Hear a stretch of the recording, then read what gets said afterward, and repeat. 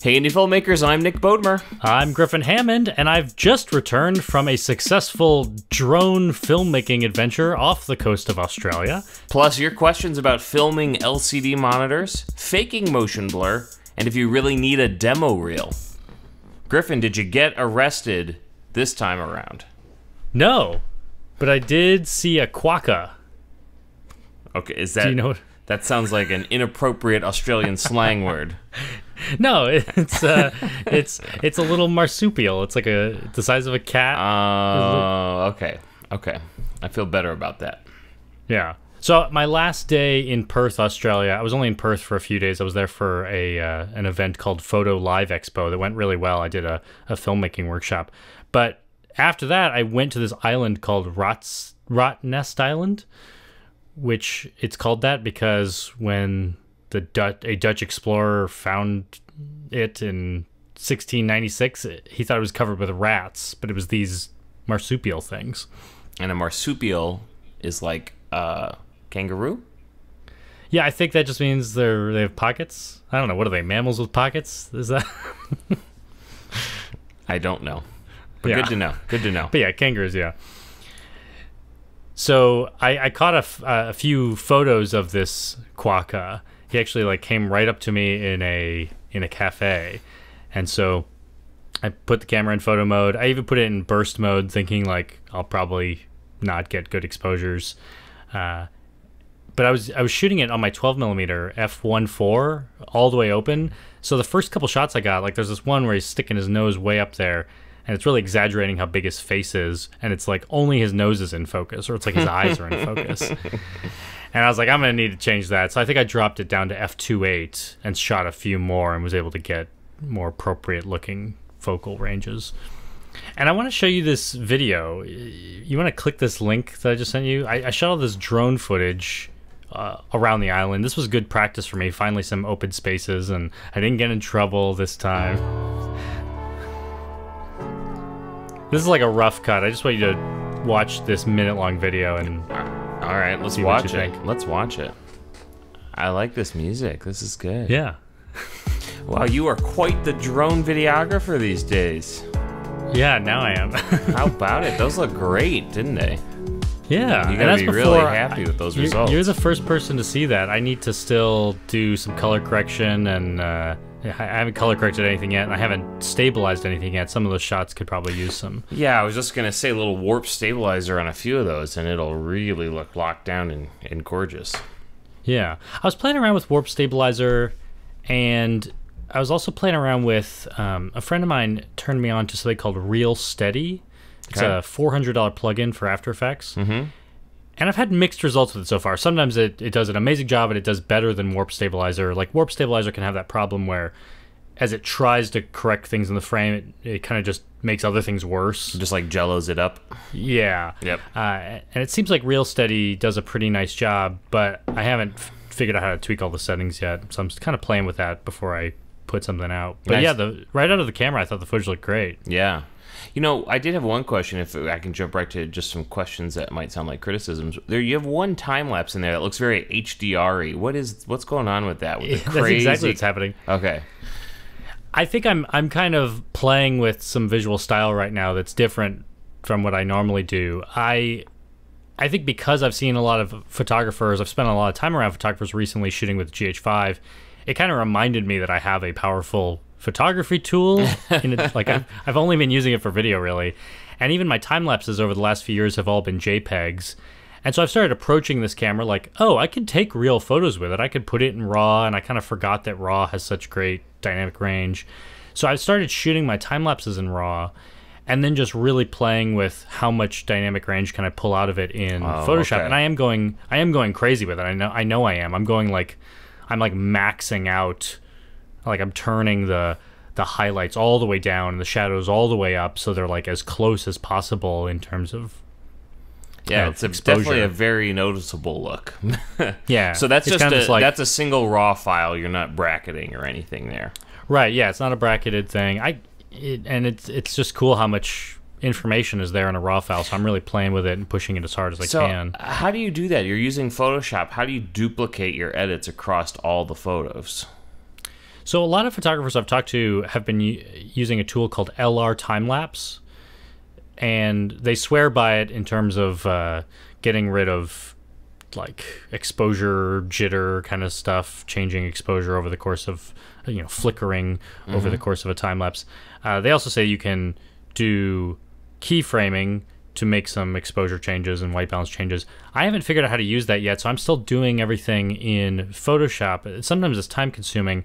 I'm just opening up all these raw files, and it opens it up in the like camera raw editor in Photoshop. And you can one by one change all these settings per photo, but then you can also save the settings. Oh, okay. And then apply it to the whole batch.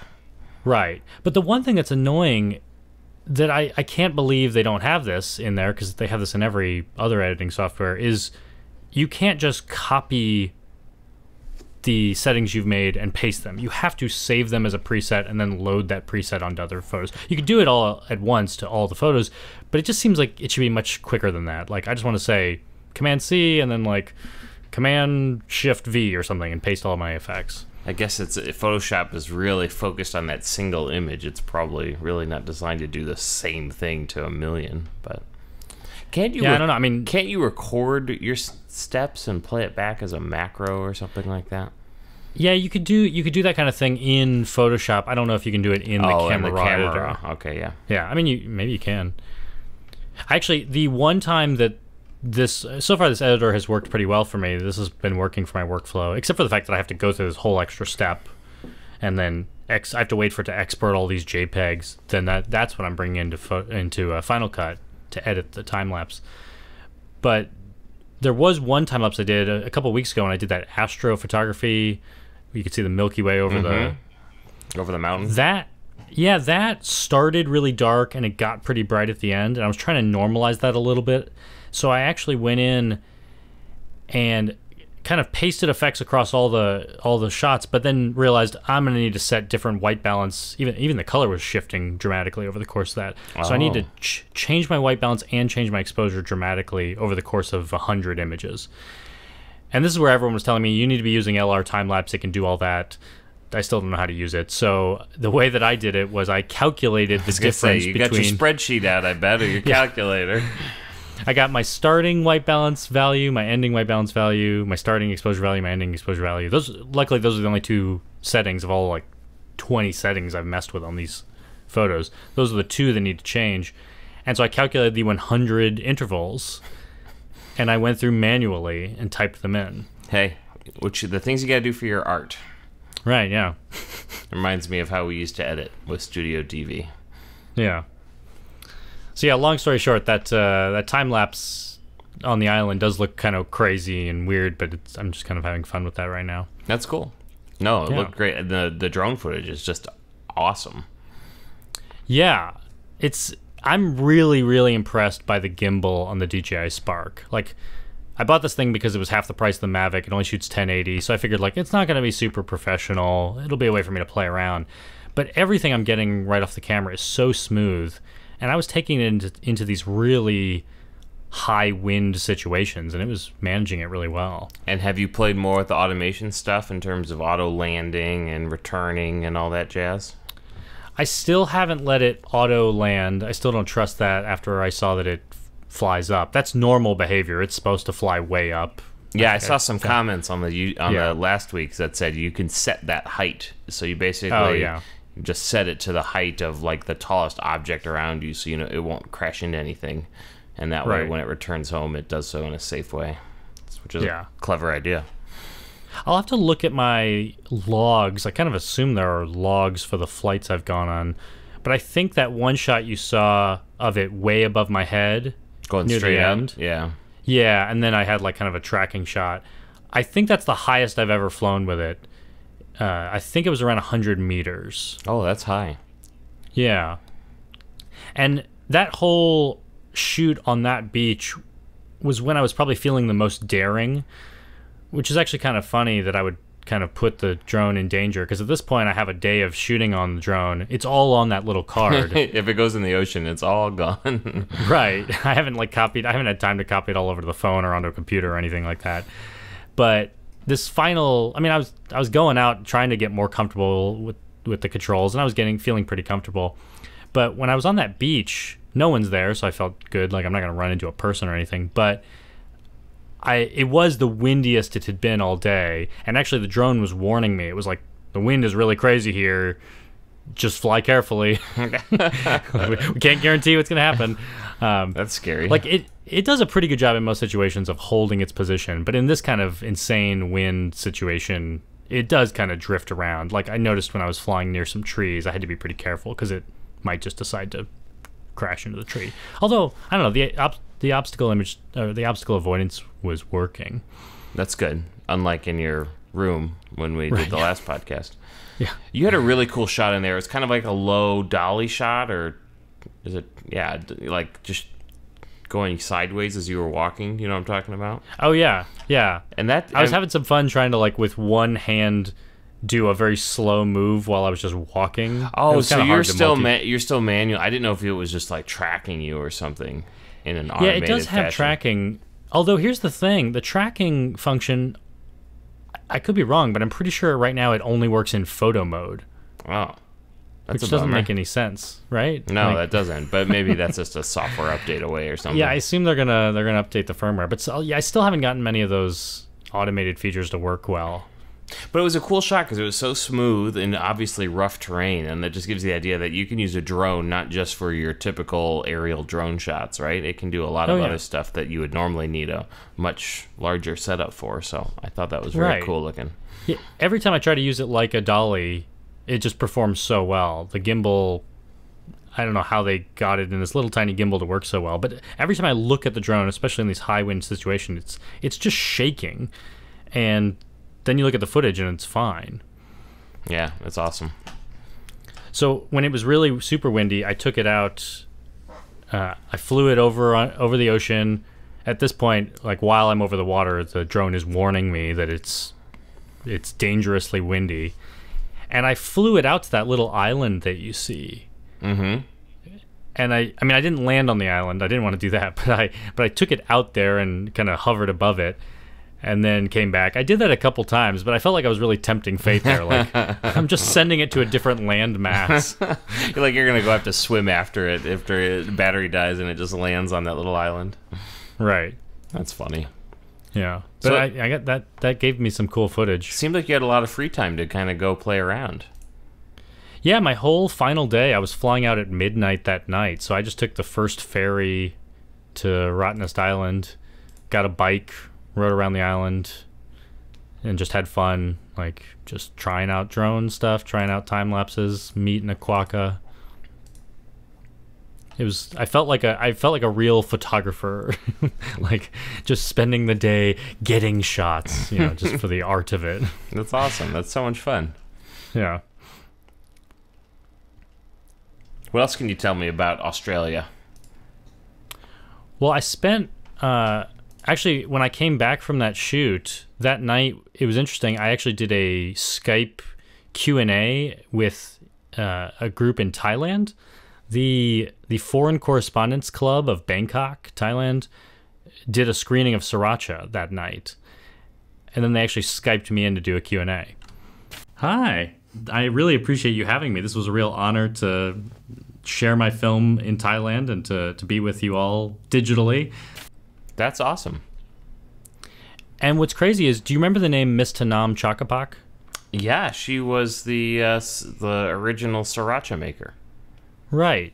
There was a woman in the audience who comes up and she says, I have a question. Actually, it's not a question. I just wanted to say that my husband is the grandson of Miss Tanam Chakapak. How crazy. Yeah. And they had seen the documentary, obviously. Well, I think she just saw it that night for the first time. So she was like, now I'm going to have to share this with my family. And she was so happy to have seen it. I know. That's really neat. Wonderful. Thank you so much for that comment. That really makes my day to hear that story. I appreciate it. And I don't even think I told you on last week's episode, when I was recording last week, I think right after we recorded, I went and had dinner with, do you remember Poo Gun, who helped me on the documentary? Yeah, translator, right? Yeah. Young guy in Thailand, did some translating for the film, actually did some like editing with me too. Like he would edit the stuff that was in Thai, and I could kind of copy his edits. But he is in college now in Sydney. So when I was in Sydney, Australia, he came to the SMPTE show that I was speaking at, and I went out to dinner with him and his roommate Dominic. Pugun goes by Chris now, and so Chris and Dominic took me out to a Thai dinner, and Dominic's uncle runs this Thai restaurant, and he says he brings me some eggs and some sriracha, and I said, "Oh, is this sriracha paneed?" And he goes, "Yeah, how do you know the Thai sriracha?" And Dominic was like, "Uncle, Griffin made a documentary about sriracha." And he was like, "Oh, I've actually just seen a documentary about sriracha." And they were like, "Yeah, that's Griffin's documentary." And he was like, No, this is about a guy in America who makes a really popular version of it." And they were like, "Yes, that's what we're telling you." Oh, that's And then fun. It was great because Chris actually like pulled out his phone and was like, "Look, I'm in the film. you watched this thing. You didn't even know I was in it." Yeah. Oh, there are a few shots of him, aren't there? Yeah. In the taxi or on the boat or something, right? Yeah. But there's something really rewarding about that all these years later, just knowing that it's reaching people in Thailand, and actually like it means something to these people, whether they are related to Mr. Namchakpak or they just feel like they're understanding more about the way that Americans appreciate this thing that originated there. There seems to be a good connection. Yeah, that's awesome. And I saw today was your 16th straight week at an airport. Yeah. That doesn't seem like a good award. That sounds like maybe you're making some poor life choices. Well, and the way it calculates it too is if I've hit a airport anytime between Monday and Sunday, so it may be that one week I was coming home on a Monday, and maybe the next week I was leaving on a Sunday. So I might have a almost 2-week period at home, but I'm still hitting an airport every week. That's crazy, man. That's crazy. Yeah. I think it's going to be 19 weeks before I'm done. Where are you going next? Next, I'm actually going to Chicago just for a couple days. And then my next work trip is to Alaska. Ooh. That's different. Yeah.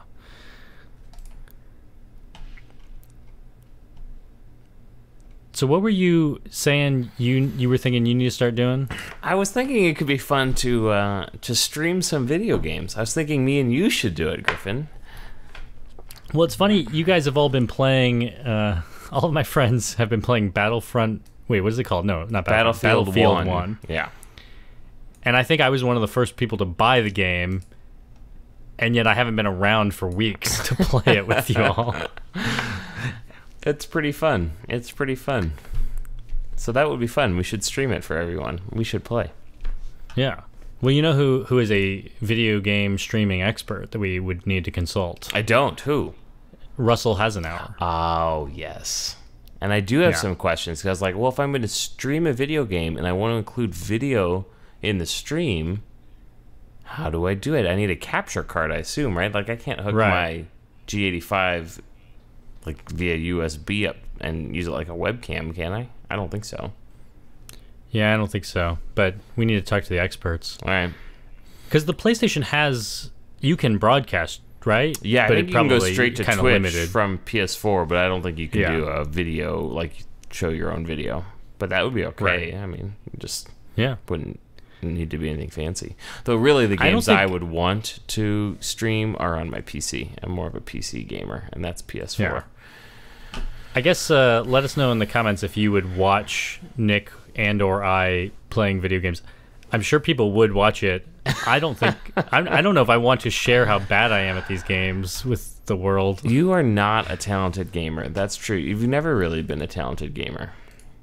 Actually, I prefer games like Zelda where you can take your time and approach things very methodically. I almost would prefer to do it perfectly than, like... efficiently. I can think of one video game where you used to beat me fairly consistently. Do you remember? The baseball game? Yeah, like on N64 or something, like back in high school. Yeah, it was like All-Star Baseball 2001 or something. I can't remember what it was called. We played the crap out of that game. Didn't we? Yeah. See, that's a game we could stream. Yeah, that'd be fun. It'd be easy to stream, too. It'd be like 640 by 480. Not even, probably. Oh, that's funny. Should we answer some... Yeah. You were thinking the same thing. Let's do it. Let's answer questions. Let's do it, buddy. Let's do it. You go first. Okay, here's an email from Brendan, who was wondering... Oh, actually, this kind of relates to what we're talking about. He wants to know about filming a computer screen, like a modern LCD screen, which would be one way we could stream video games. He was trying to do a demo of some computer software and do a cool slider shot on a MacBook, but he just felt like he wasn't getting his exposure and focus right, and he's wondering how people do this so well on YouTube. In fact, I've done some of these things. Yeah. Well, let me ask you, when you've done it in the past, my guess is you're not faking it, right? You're actually filming a screen? Yeah, I usually am, although I do have to like make some changes, and sometimes I am doing some things that kind of feel like faking it. In fact, I have faked it sometimes, not usually for my tutorial videos, but sometimes when I'm doing videos for Bloomberg, I would actually just put a green screen on the laptop. I would just film it live with nothing on the screen. A lot of times I was doing this because maybe we hadn't finished creating those graphics yet. That was like the hard part of the video, was making that creative part. Yeah. So we would just do the person standing there next to the laptop, get the shots with green, I could fill it in later. That's one way to do it. Of course, that looks passable for most things, but it doesn't look perfectly realistic, at least the way that I'm doing it. Yeah. So when I do it with a real computer, the two biggest problems I have are, one, the computer is usually way too bright. You can imagine the same way when you film out a window or something, there's just too much range there. So I would usually drop the brightness all the way down on the screen, and that gets me pretty close to appropriate exposure. But then the second thing is our screens tend to be very blue compared to the lighting. Yep. So I always have kind of a white balance problem. I guess it's better when I'm using my own lighting where I can really dial in the white balance. I suppose I have just shot things where I just make the lighting very blue and the screen's blue, so everything is white balanced appropriately. Yeah. But there have been shots, like I remember one of my Black Friday videos. I shot it from Amy's parents' kitchen one, Monday morning. Oh, it was Cyber Monday, not Black Friday. And so very yellow lighting, very blue screen. And I actually just went in and just made a mask and made the screen more yellow in post. And some monitors will let you adjust the color temperature, so... Yeah, that would be the ideal way to do it, yeah. But the great thing is, and Brendan points out, he's talking about modern LCDs, not old school CRT screens. Those were terrible to shoot. Oh, you got those lines, yeah. Yeah. I mean, nowadays you can use, like, my camera has something called synchro scan, where you can kind of mess with the shutter to try to avoid that banding that can happen on some monitors. Sure. But usually with LCDs, it's not a problem. So in conclusion, the easy answer is turn the brightness down on the screen and throw a lot of light in the environment to try and balance them out. Would you agree? Or if you can fix it, like you said, on the computer, that's a great way to do it. Yep. Make it more yellow. We've got a YouTube comment from Har Video Audio Stuff. He says that you mentioned for the end credits of Sriracha, you used a motion blur. Is that something you used Final Cut and a plugin for, or did you have to jump into After Effects? That is a plugin I do in Final Cut. I think it's a paid plugin. It's called Real Smart Motion Blur, REEL, which seems to be a common thing. I was talking about the Real Steady plugin for After Effects earlier. That's also spelled REEL, and I think it's a different company. But the Real Smart Motion Blur plugin will add fake motion blur. And I was actually just talking about this at the Photo Live Expo in Perth because I was talking with photographers and just explaining why you want more motion blur in video than you do in photos. And you don't necessarily have to shoot with the 180-degree shutter rule because you could always add it back in with a fake plugin like this. So I did that for the end credits of Sriracha just because they were kind of jumpy on their own. They needed a little bit of motion blur. And then I also do this in the end tag that you see at the end of all my videos, that stop motion of the magnet moving on the refrigerator. Yep. Look what Griffin did. Yeah. Just pause that and look at it and realize this was animated. The thing was never actually moving. Like, it was stop motion animated. So every time I took a picture, the thing was not moving. I was moving it between each frame. So that all the motion blur you're seeing is fake. It's just the computer's or the plugin is analyzing the fake movement and deciding this needs to have some motion blur. That's cool. Yeah. We got a YouTube comment from Thomas Sunlutterer? Sorry. Who is a full-time YouTuber and has his routine down pretty well. But he's thinking beyond YouTube. He does have a really big YouTube following. He'd like to expand his horizon and do some other things like weddings or real estate. So he's wondering just how to get started, even though he doesn't have any work in those fields to show. What would you recommend? Well, a wedding is quite a thing to jump into without any experience. So I would recommend trying to go find somebody to go be a second shooter for them. Maybe, help them out, get some practice. Maybe, if you are a second shooter, you can use some of the footage that you shoot to build a little bit of a reel. And we'll talk about reels in a question below. So that's one way. If you know somebody who's getting married, like a good friend, and you just want to shoot a little video for them, that's one way to do it. Real estate's probably a little bit easier to get into. What do you think? Yeah, less demand for real estate. Like, there's so many weddings. You can find a wedding, and probably one of your friends is getting married. So I like the idea that you could probably find some low pressure wedding. But if you can find a real estate, someone who needs that, those are really easy to do. Those are very low pressure. Exactly. And you get all the time in the world to get it right, as opposed to, you screw up at a wedding, you miss a key moment. Yeah. And I love real estate videos are like maybe 2 hours of shooting and the final video is going to be a minute long. It's all like you can do this whole thing in a day. Yeah, exactly. A wedding is a day of shooting and then like 3 days of editing probably. We've got an email from Austin. He says, on paid jobs like weddings or corporate videos or events or concerts or whatever, how do you balance out getting the best shot, lighting, sound possible without being intrusive? And, he's saying it seems like maybe it should be easy, but he doesn't like making people uncomfortable or getting in the way. What do you think? That's exactly how I feel. Me too. Yeah, you're right on, Austin. I think that's yeah, we're all with you. I feel like it's a weakness of mine a lot of times that, like, I'm not more of a go-getter. There are definitely things I'm not willing to shoot, mostly because I am very concerned about my personal relationship. Like, I want people to be happy with me in a room, in a moment, more than I care about getting the perfect shot. So I will avoid shooting something if I feel like someone would feel uncomfortable. They feel like I'm spying on them, because it's more important that my entire day goes well, I guess. Yeah, if I'm forced in a situation where to get like the absolute best shot, I'm gonna have to like screw up the photographer's shot or stand in front of grandma who wants to watch something. I'll just get a slightly worse shot and stay out of the way. Maybe not, and that's not necessarily like the right answer. That's just how I've always done it. Well, yeah, you definitely see different filmmakers have different levels of how obtrusive they want to be. And of course, the more obtrusive they are, like they bring lights into the reception, they're getting beautiful stuff. And the client is probably very happy in the end when they see this beautiful footage.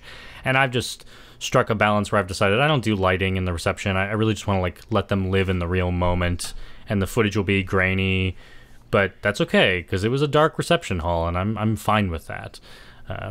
So you just have to, I think you find your level of comfort, but that if it works for you and it works for your clients, then I don't think you need to feel like you have to do it differently. Yep. We've got a Twitter question from Brian about your distribution of Sriracha. He says he has a feature-length doc, and he's been struggling to get it released. Did you end up purchasing E&O insurance before you submitted it to aggregators, or did those distributors cover that expense? So E&O insurance is errors and omissions insurance, and I no longer work in insurance. Actually, I worked at State Farm, which I don't even know if we sold that product. It's usually for filmmakers, and I think my understanding of it is that it's to cover your potential liability in case someone like sues you over the film, like they get mad at you. Mm-hmm. Is that how you understand E&O insurance? Yeah, I don't really know much about it, so that sounds plausible, but I don't know. I think much about errors and omissions, it sounds to me like it's referring to libel. Like you make a film about McDonald's and you portray something incorrectly about McDonald's and their stock plunges, then they could come after you in your film. So the E&O insurance is to protect the people that might, it's protect you from the people that might be offended by your film. That's my understanding.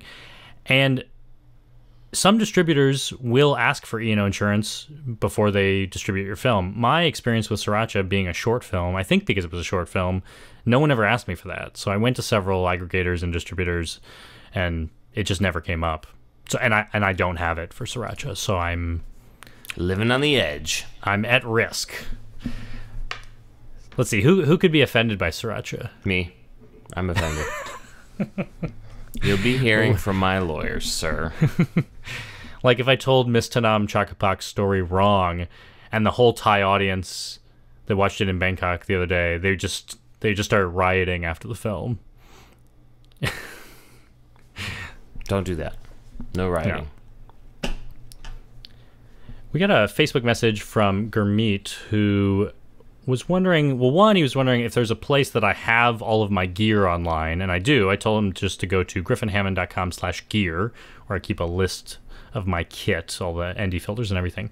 But he was also bringing that up because he's between two lenses right now. He has the GH5, and he's curious about either getting the 12 to 35 millimeter lens or the Olympus 12 to 40, which is also a f2.8 lens and also a micro four thirds lens.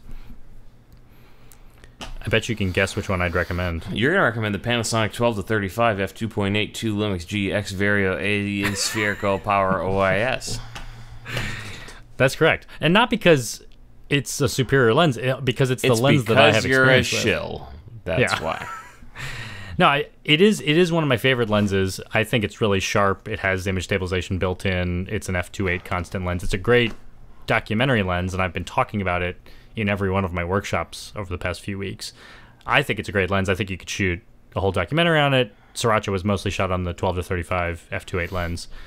But I often see filmmakers with the Olympus 12 to 40, and it looks like the same specs, really, except that it actually has a few more millimeters of range. Yeah, I don't know the 12 to 40 very well, but the things I would look at, is it as sharp as the 12 to 35, and does it autofocus as fast as the 12 to 35? And if so, I think either one is going to be a great lens. I use an Olympus 45mm prime that I love on my camera, so an Olympus lens is going to work great on a GH5. So yeah, and I think the one big thing that people always bring up with this lens is that the Olympus is not a fly-by-wire electronic focus ring. It actually stops when you get to the end, which we've talked about in some previous episodes. I would like that better, because I can, and I do at times manually pull focus, and when you can feel it, it just sometimes feels like you can adjust it more easily on the fly. Yeah, and it'd be easier to repeat focus pulls. Like if you're doing narrative work and wanted to put a follow focus on, you could mark that lens and say, always land here, and you can repeat that. Yep. Which you cannot do on my lens. We got a Facebook message from Max. He wants to know if you have any tips on getting better exposure in these kinds of circumstances. Mostly indoor shots with limited prep time, and filming a subject that's working, and then also some planned interviews. And I left out of his message, he started by asking about Vlog. He's been shooting in Vlog, and I guess he wasn't happy with its exposure. And I took that part of the question out because I don't have much experience shooting with Vlog. I've done it a few times and decided I don't need that. I really like the way the shots come out in natural. So I guess we could just talk about our general exposure best practices for regular shooting styles. What are some things you do? Well, you gotta use fast lenses, right? I think that's the number one thing you can do, especially if you're shooting natural light with limited prep time, where you're not gonna have time to turn on lights and things like that. I know you always recommend go to where the light is in the room, right? Yeah. So if you've got, you're shooting in a room and half of the room is by a big open window, that's a good place to be, especially for things like interviews. What else? And what are the tools? What are the things that the camera is doing automatically for you that you are relying on to make sure your exposure is proper? Sure, I will either shoot full manual where it's all on me, or I'll shoot in aperture priority. I'm sorry, for video I will shoot in shutter priority. So lock in that 1/60th of a shutter or 1/20th of a shutter, and let it adjust the aperture for me, depending on what I'm doing. Do you ever rely on the little exposure meter on the bottom? I do a little bit. The histogram more, I guess, is really what I'm looking at. So if you don't have your histogram turned on, it's a pretty excellent way of getting just a quick idea of what it looks like. Let's see, I bring up my histogram right now. Let's see, I look a little dark, and my histogram agrees that it's a little dark right now, but not too bad. Well, and like this shot that I shoot of myself for the podcast, I'm always a little bit low on the exposure meter. I think it's showing me around -1. And this is a good example of like the histogram and the exposure meter. There's not an objective right answer. It's not like, oh, you always want it right in the middle. Because a shot like this, I actually want to expose from my face, and the light is hitting my face, and most of the rest of the shot is a little bit darker because the light is on me, not the back of the room. So this should be a shot that is mostly dark with this one nicely bright spot. And I know that I'm not overexposed because I use the built-in zebra stripes. Sure. So I always, I'm trying to get your exposure pretty much as high as possible. You want everything lit and looking nice, but not overexposed. And I think it just takes some practice with your camera to understand the tools it has built in, like exposure meter, histogram, maybe zebra stripes, things like that. And then just experience with editing it. Like, I've just been using this camera so long, I know how to expose it, and it's going to work in the editing. I think if all my footage was always coming in overexposed, I'd go, well, now I know I need to drop it down a little bit lower on the exposure meter. And that shows you are kind of an expert at exposure because you have a ghostly white face. That's hard to expose for. Well, that's the big thing I've learned about myself, is that I will always be blown out, which is why I turn those zebra stripes on, because like I would definitely, my forehead and my nose would be too bright if I wasn't paying attention. Have you tanned up at all on all these trips to Australia? Not at all. No? Did you burn at all, or were you fastidious about your sunscreen? I had sunscreen with me most of the times, and I did start to run out of it on the island and thought, oh no. But it was kind of a cloudy day, so I think maybe I got away with it okay. Good. Our final question today comes from an email from Kevin, who was just wondering if we see a purpose in creating a 1 to 2 minute video demo reel of his latest work. I mean, everyone does this now, and he's saying that he hasn't made one of these in 3 years, and he's gotten a lot better, so maybe he should make a new one. But then again, he's been getting work anyway. Like, do we even see a purpose in having one? What do you think? I have done them in the past, especially for my website, right? So you go to nickbodemer.com, and there was a demo reel, right, that just was ready to play. I moved away from it, and especially since I was doing weddings, I felt like showing a highlight film, like really like one film and not just clips from lots of them, was better. I kind of thought that was a better description of what you're gonna get if you hire me, and so that's kind of the route I ended up going down. But I think if you are someone who shoots a lot of different kind of work, you're shooting documentaries and you're shooting corporate work and all kinds of sports work and real estate and weddings, I could see why a demo reel would be a useful thing to have. Well, yeah, I could definitely understand it for like a director of photography who does commercial work, because you can show one commercial. That's a great, that's a great piece you can share with someone. It's only 30 seconds long. Hopefully it has lots of beautiful shots in it. But at the same time, your comedy commercial that you just made could be very different than the car commercial you did last week. I could see a lot of variety there. But to your point, a wedding film is pretty much the same for each couple. I mean, I try to be inspired differently by each project, but I think if you showed one couple one of your wedding videos, they know roughly what they're going to get from you.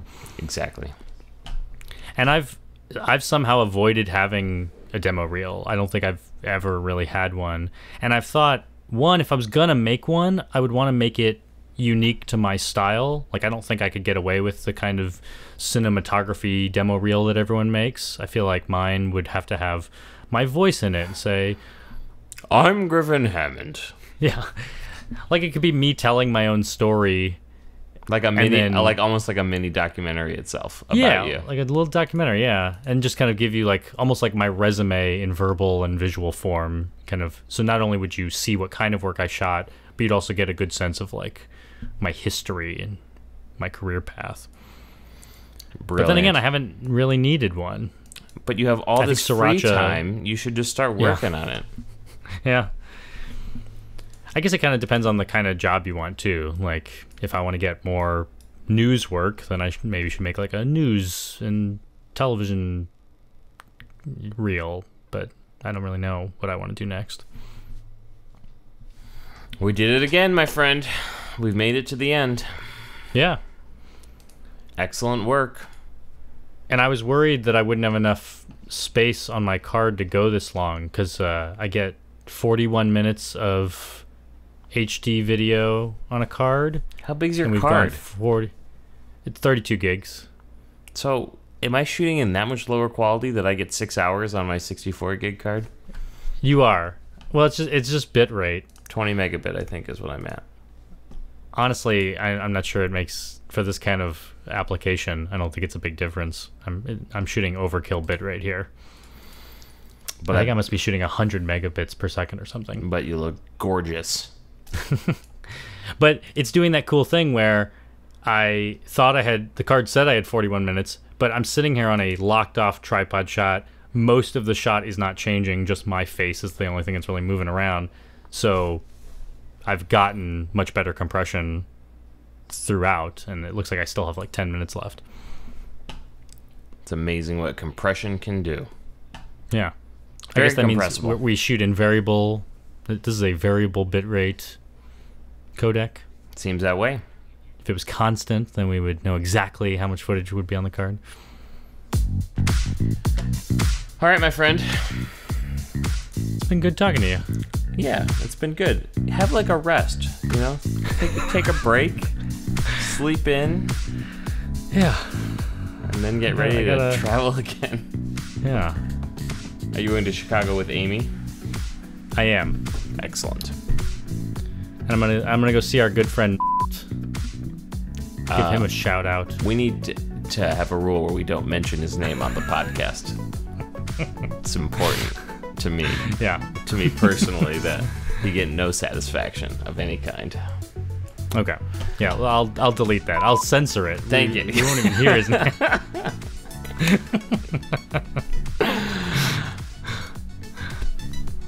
All right, my friend.